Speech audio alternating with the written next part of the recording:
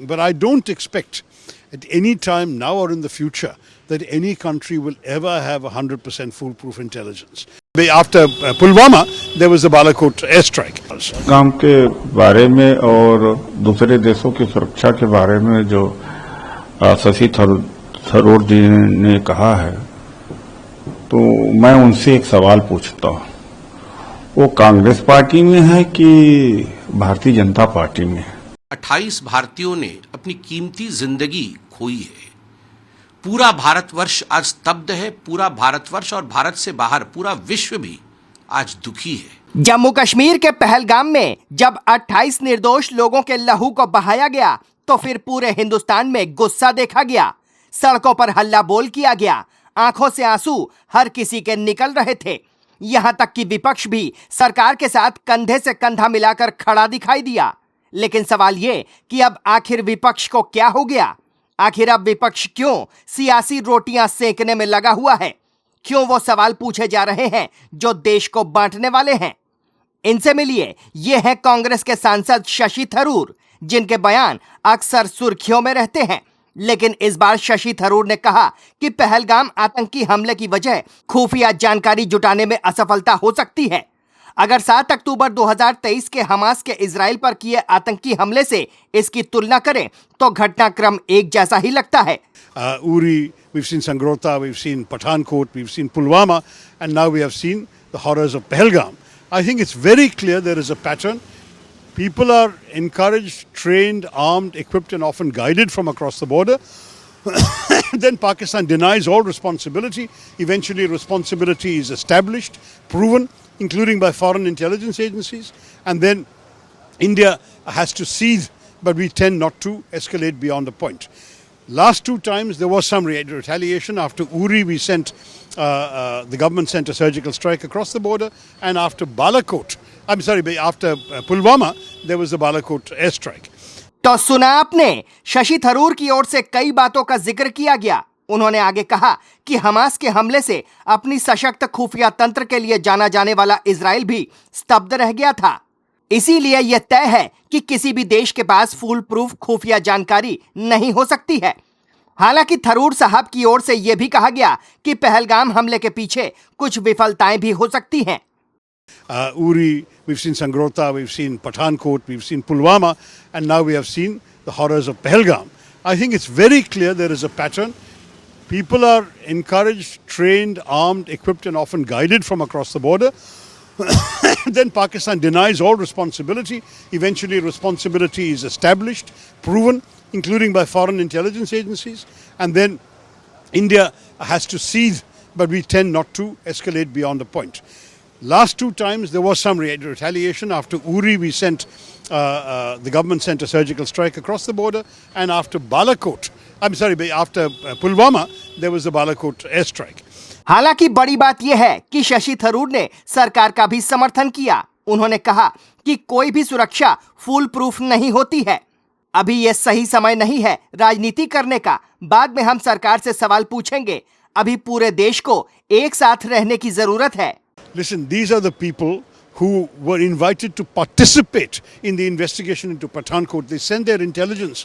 Even we gave them access to an Indian Air Force base. And they went back and said, oh, the Indians did it to themselves. I will have no interest personally in Pakistan's participation in any investigation. You do not ask a murderer to investigate his own murders.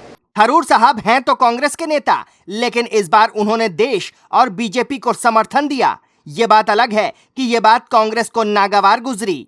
Congress के कई बड़े नेताओं ने शशि थरूर को निशाने पर लिया और खूब प्रहार किया। उदित राज ने पूछा, क्या शशि थरूर कांग्रेस पार्टी में हैं या बीजेपी में? क्या वे सुपर बीजेपी मैन बनने की कोशिश कर रहे हैं? उन्होंने थरूर को चुनौती दी कि वो पाकिस्तान अधिकृत कश्मीर को लेकर बीजेपी सरकार की योजनाओं पर सवाल उठाएं। पहलगाम के बारे में और दूसरे देशों की सुरक्षा के बारे में जो शशि थरूर जी ने कहा है, तो मैं उनसे एक सवाल पूछता हूँ, वो कांग्रेस पार्टी में है कि भारतीय जनता पार्टी में है? यही मोदी जी थे, जब वो प्राइम मिनिस्टर नहीं थे तो कहते थे कि समस्या सीमा पर नहीं है, केंद्र पर है। और दूसरी बात है कि यही मोदी जी प्रचार कर रहे थे कुछ दिन पहले, अब आतंकवादी ये नहीं है कि मार करके वापस चले जाएंगे। फिर यही मोदी जी अमित शाह कहते हैं कि अब तो आतंकवादियों की कमर टूट गई है। तो भैया फुल प्रूफ सिक्योरिटी की बात तो मोदी जी, अमित शाह, ये सरकार कर रही है। आप भारत सरकार को खंडन कर रहे हैं, सुपर बीजेपी मैन बन रहे हैं आप। उन्होंने दावा किया, हम थोड़ी कह रहे थे कि कोई परिंदा पर नहीं मार सकता। और यह भी कहा 2013-14 के चुनाव में कि मोदी जी प्राइम मिनिस्टर बन जाएंगे तो लाहौर तक घुस करके मारेंगे। शशि थरूर को यह नहीं पूछना चाहिए कि क्या घुस करके मारे। शशि थरूर को यह भी पूछना चाहिए कि कांग्रेस या यूपीए सरकार पीओके नहीं ले पाई, इसी पर बीजेपी घेरती है, तो शशि थरूर को पूछना चाहिए कि पीओके कब ले आए आप। उदित राज यही नहीं रुके, उन्होंने पिछले हमलों का भी जिक्र कर दिया। अब शशि थरूर ने सरकार का साथ दिया तो फिर बीजेपी को भी सियासी पिच पर चौके छक्के जड़ने का मौका मिल गया। बीजेपी की ओर से संबित पात्रा ने बल्लेबाजी करते हुए कांग्रेस को खूब धोया।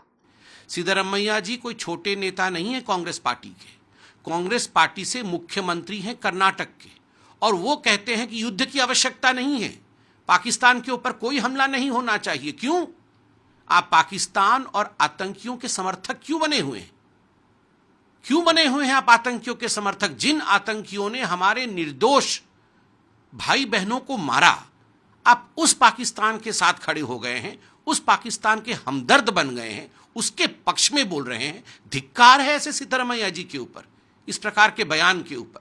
यह बयान देशद्रोही बयान है। संबित पात्रा की ओर से कहा गया कि कांग्रेस के नेताओं को पाकिस्तान से हमदर्दी है, यही वजह है कि भारत की चोट का विरोध कर रहे हैं। और न केवल सिद्धरमैया जी के ही कैबिनेट में उनके खास और गांधी परिवार के खास माने जाने वाले आरबी तिम्मापुर, जो उनके एक्साइज मिनिस्टर हैं, उन्होंने तो यह भी कह दिया है कि धर्म के आधार पर आतंकियों ने गोली नहीं चलाई, कोई धर्म नहीं पूछा, मजहब नहीं पूछा, जैसे कि वो वहां मौजूद थे, जैसे कि पहलगाम में वो मौजूद थे। और कह रहे हैं कि जो बहन कह रही है कि मेरे पति से धर्म पूछा गया और जब मैंने कहा कि वो हिंदू हैं और उनको गोली मार दिया गया, शायद उनका मेंटल फॉगिंग हो गया है, वो विस्मृत कर गई है, उनको याद नहीं है।